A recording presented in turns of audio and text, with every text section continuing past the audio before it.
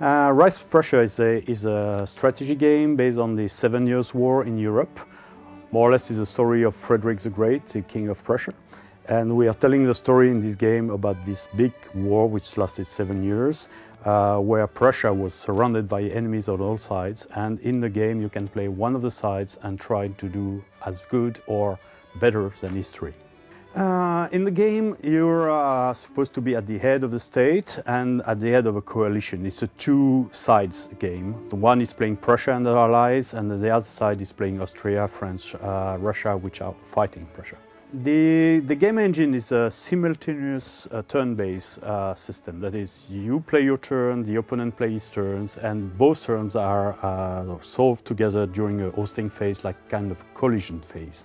And so there's a lot of suspense in the game that you don't know what the opponent has in store for you, and then it unfolds in front of you when the turn is resolved, and then you have a lot of nice surprises. In fact, the way of dealing with the game, the engine itself, is very easy. It's a kind of easy drag and drop system. You take your different stack of troops and move them around on the map.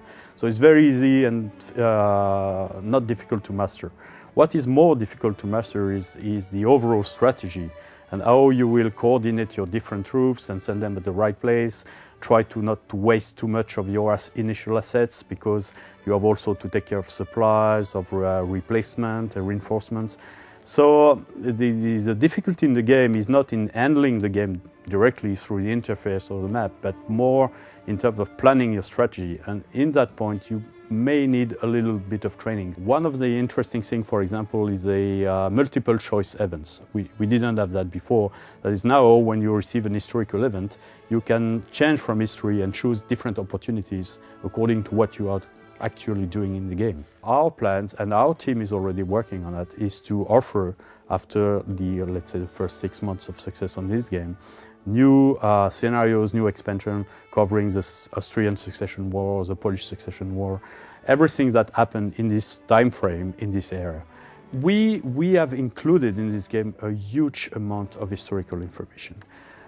This goes from the different type of units that we're fighting in the different nations, and there are over 300 of them, to the different historical characters. Every general and main commander of the area has been searched, and there are almost 1,000 of them. And we have even a team which is working a lot on every biography of each general, so that we have a kind of living history book. You can learn things and have fun at the same time. And that's the message I would like to convey through my games. Once you start to love this game, go back to us and tell us what you would like more for the expansion, for new games, etc. Because our success and our pleasure is to get the feedback from the community and try to see, okay, what can we do better next time?